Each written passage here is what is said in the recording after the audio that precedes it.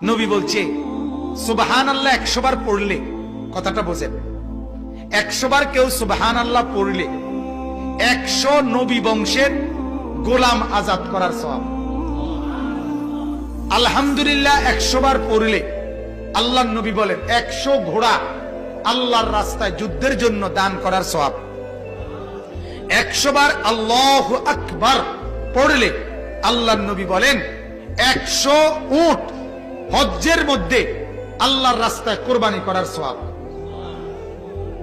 কয়টার সওয়াব কইলাম? সুবহানাল্লাহ, আলহামদুলিল্লাহ, আল্লাহু আকবার। এরপরে নবী বলেন 100 বার যে পড়বে লা ইলাহা ইল্লাল্লাহ, বলেন,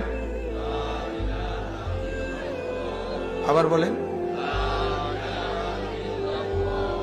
লা ইলাহা ইল্লাল্লাহ, লা ইলাহা ইল্লাল্লাহ, লা ইলাহা ইল্লাল্লাহ। তাসবিহ পড়তে যেন তাড়াহুড়া না হয়, ঠিক আছে না? ইনশাআল্লাহ সুন্নত, সুন্নত হইলেও ধীরে ধীরে পড়া, এক এক নিঃশ্বাসে এক একবার পড়া। সুবহানাল্লাহ, সুবহানাল্লাহ, সুবহানাল্লাহ, সুবহানাল্লাহ, সুবহানাল্লাহ, সুবহানাল্লাহ, আলহামদুলিল্লাহ, আল্লাহু আকবার।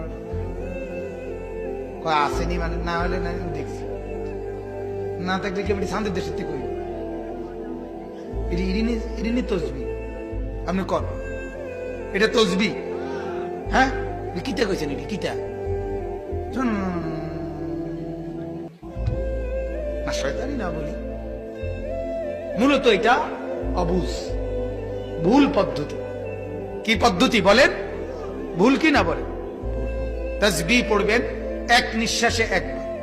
কয় নিঃশ্বাসে কয়বার?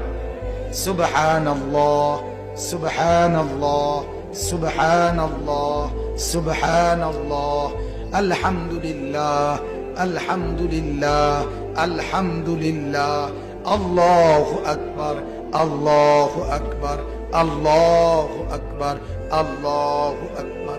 এভাবে আসরের পরে, ফজরের পরে, নামাজের পরে যে 100 দানার তাসবিহ পড়েন 33, 33, 34 বার, এটা এইভাবে পড়ে। যদি বলেন হুজুর আপনার সময় কম, তাহলে আপনি পড়েন না, বাবু আপনি অনেকের বেশি কামিল হয়েছেন, কামি করেন। কথা বুঝেন না? আপনার যখন সময় নাই আপনি পড়লেন, আপনি যখন মরতেন না তো আপনি বাতে খান।